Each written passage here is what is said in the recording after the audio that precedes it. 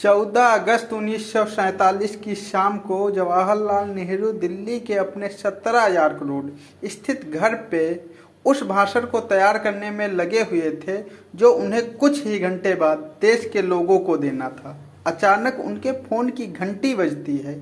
ये एक trunk call थी लाहौर से। दूसरी तरफ से बोल रहे शख्स की आवाज़ सुनने के बाद भी काफ़ी देर तक नेहरू फोन पकड़े रहे। नेहरू के चेहरे के हाव भाव पूरी तरह बदल चुके थे। उन्होंने फोन का रिसीवर रखने के बाद दोनों हाथों को अपने चेहरे पर रख लिया। हाथ हटाए तो आंखों से आंसू टपक रहे थे। क्या थी वह काल, क्या था उस काल का रहस्य, सब कुछ बताएंगे। देखते रहिए आप। मैं हूं राहुल कुमार और आप देख रहे हैं life with Rahul Kumar YouTube channel. आज हम कहानी सुना रहे हैं आज़ादी की पहली सुबह की। बेटी इंदिरा ने पूछा तो बोले, लाहौर में नए प्रशासन ने हिंदू और सिख इलाकों की पानी की सप्लाई काटती है। छोटे छोटे बच्चे तक प्यास से तड़फ रहे हैं। औरतें बच्चे जो भी पानी के लिए बाहर निकल रहे हैं उन्हें मार दिया जा रहा है। कत्ले आम मचा है। नेहरू ने रुंधाए गले से कहा, मैं आज कैसे देश को संबोधित कर पाऊंगा जब मुझे पता है कि मेरे दिल का टुकड़ा लाहौर मेरे रहा है। मैं कैसे जता पाऊंगा कि मैं देश की आज़ादी पर खुश हूँ। उसके बाद इंदिरा ने अपने पिता को काफ़ी देर दिलासा देने की कोशिश की। कुछ देर बाद नेहरू ने खुद को संभाला। ठीक 11:55 पर संसद के सेंट्रल हॉल में वह भाषण देना शुरू कर दिया जिसे दुनिया ट्विस्ट विद डेस्टिनी के नाम से जानती है। उन्होंने कहा, कई साल पहले हमने नियत से एक वादा किया था। अब वो समय आ गया है कि हम उस वादे को निभाएं।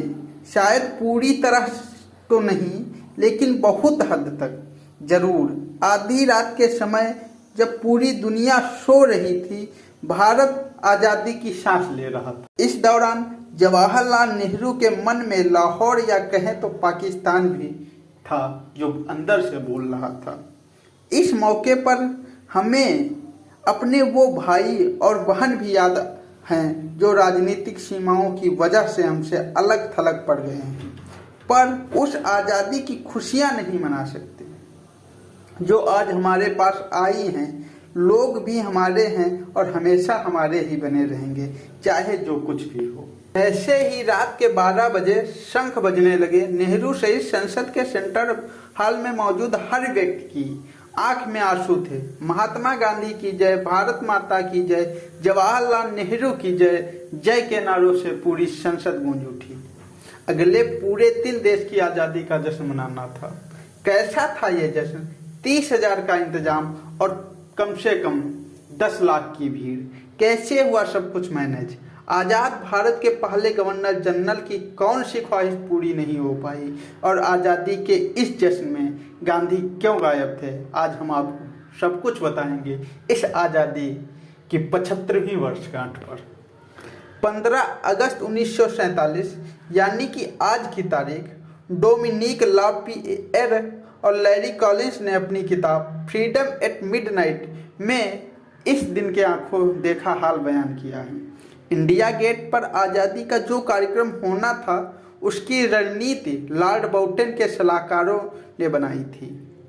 अंग्रेजी हुकूमत के दौरान हुए कार्यक्रमों के अनुभव से उन्हें अनुमान था कि 15 अगस्त के जश्न के लिए इंडिया गेट पर ज़्यादा से ज़्यादा 30,000 लोग जुटेंगे। लेकिन इस अनुमान में कुछ हजार नहीं अपितु लाखों का अंतर था। इससे पहले भारत की राजधानी में कभी भी ऐसी भीड़ नहीं देखी गई थी। चारों ओर फैले अपार जनसमूह के झंडे के पास बने छोटे से मंच को इस तरह अपने आप में समेट लिया जैसे एक नाव बीच समुद्र में हिचकोले खा रही हो। भीड़ को रोकने के लिए लगाई गई बल्लियां, बैंड वालों के लिए बनाया गया मंच, वीआईपी लोगों के बैठने की व्यवस्था और रास्तों पर बांधी गई रस्सियां, सब कुछ लोगों के सैलाब में बह गई। लोग सारी बाधाओं को तोड़ते हुए आगे बढ़े जा रहे थे। छतरपुर का एक किसान रंजीत लाल ने जो सुबह हो ना पाई थी, अपने गांव से चल पड़ा था, इस भीड़ में आकर खो गया। वह अब तक समझता था कि भारत में इतनी भीड़ केवल गंगा स्नान के मेले के लिए होती है। भीड़ के बीच वो इस कदर पिसा जा रहा था कि अपने गांव के साथ लाई रोटी भी नहीं खा पाया। वह अपना हाथ उठाकर अपने मुंह तक नहीं ले जा सकता। शाम के करीब 4 बजे माउंटबेटन की बेटी पमेला अपने पिता के स्टाफ के साथ इंडिया गेट पहुंची। सामने जो नज़ारा था वो पहले कभी नहीं देखा था। मंच के आसपास तिल रखने की जगह नहीं थी। मंच से करीब 100 गज पहले से लोग जमीन पर बैठे हुए थे। पमेला को लग रहा था कि मानो कोई ठोस दीवार हो जिसे भेद पाना पमेला के बस की बात नहीं। तभी मंच पर बैठे जवाहरलाल नेहरू की नज़र पमेला पर पड़ी। नेहरू ने जोर से पमेला को पुकारा और कहा, लोगों के ऊपर से फांदती हुई चली आओ। कैसे आऊं? मैंने ऊंची एड़ी की सैंडल पहन रखी है, लोगों को चुभेगी, पमेला ने जवाब दिया। नेहरू फिर बोले, सैंडल उतार दो। लैरी कॉलिंस के मुताबिक पमेला ऐसे ऐतिहासिक मौके पर ऐसी अभद्रता करने के बारे में सपने में भी नहीं सोच सकती थी। उसने हाँफते हुए फिर आने से मना किया, लेकिन नेहरू ने फिर कहा, नादान बच्चों जैसी बातें ना करो, सैंडल उतारकर लोगों के ऊपर पैर रखकर चली आओ, कोई कुछ नहीं कहेगा। इसके बाद भारत के अंतिम वायसराय की बेटी ने एक ठंडी सांस ली, अपने सैंडल उतारकर हाथ में पकड़ लिए और मंच तक बैठे लोगों के ऊपर पांव रखती हुई आगे बढ़ी। लोग खुश होकर हंसते हुए पमेला को आगे बढ़ने में मदद कर रहे थे। जब उसके पांव लड़खड़ाने लगे तो लोग उसे संभाल लेते। लोग हाथों में सैंडल देख पमेला की लाचारी का आनंद भी उठा रहे थे। पमेला ने उस दिन के बारे में अपनी किताब इंडिया रिमेम्बर्ड में लिखा है। पमेला माउंटबेटन जब मंच पर पहुंची तो जो दृश्य उन्होंने देखा उसे वो ताउम्र नहीं भूल पाई। मंच के चारों ओर उमड़े इंसानों के उस समुद्र की कई ऐसी महिलाएं भी थी जो आज़ादी के उल्लास में अपने दूध पीते बच्चे को रबड़ की गेंद की तरह हवा में उछाल देती और जब नीचे आ जाते तो फिर उन्हें वापस ऊपर से उछाल देती। इस तरह के एक बार में हवा में सैकड़ों बच्चे उछाल दिए जाते। इस बीच काफ़ी दूर उन अंगरक्षकों की चमकीली पगड़ियाँ दिखाई दी जो लॉर्ड माउंटबेटन की सवारी के चारों तरफ चढ़ते थे।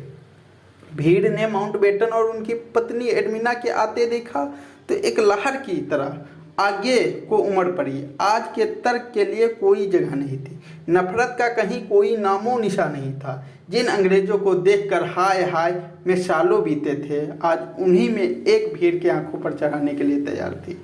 आलम यह था कि माउंटबेटन के अंगरक्षक बग्घी का दरवाजा तक नहीं खोल पा रहे थे। बग्घी पर बैठे हुए माउंटबेटन समझ चुके थे कि मंच तक जाकर झंडा फहराना उनके बस की बात नहीं है। माउंटबेटन ने वहीं से चिल्लाकर नेहरू से कहा, बस झंडा फहरा दिया जाए, बैंड के बजने का इंतजार न किया जाए। बैंड वाले भीड़ में कहीं खो गए हैं और सलामी देने वाले सिपाही अपनी जगह से हिल भी नहीं सकते। मंच पर मौजूद नेहरू ने माउंटबेटन की आवाज़ सुनी और उनके इशारा करते ही हरे, सफ़ेद और केसरिया रंग का तिरंगा पोस्ट के ऊपर जाने लगा। तोपों से गोले छूटने लगे। लाखों लोगों से घिरे माउंटबेटन ने अपनी बग्घी पर ही खड़े खड़े तिरंगे को सलामी दी। बताते हैं कि जैसे ही तिरंगा लहराया, पश्चिम दिशा की ओर आसमान में एक बड़ा सा इंद्रधनुष दिखाई दिया। माउंटबेटन ने अपनी उंगली उठाई और आसमान की ओर इशारा किया। भारतीय जो मानते आए थे कि इंसान के भाग्य का फैसला ग्रहों और नक्षत्रों की स्थिति से होता है, उनके लिए इंद्रधनुष का निकलना एक दैवीय संकेत था। सबसे अद्भुत बात तो ये थी कि इंद्रधनुष के हरे, पीले और नीले रंग के इंद्रधनुष के बीचों बीच आसमान के लहराते तिरंगे के रंगों जैसा लग रहा था। इंद्रधनुष देखकर भीड़ ने किसी चिल्लाकर कहा, जब ईश्वर हमें खुद बधाई दे रहा है तो हमारे सामने कौन टिक सकता। और ऐसी यह सुबह आज़ादी की बीतती है और आज़ादी का हम आज 75वीं वर्षगांठ पे वही अपार जन समूह, वही हर्षोल्लास से लगातार मनाते आ रहे हैं। हमने बहुत सी सफलताएं भी देखी। धन्यवाद।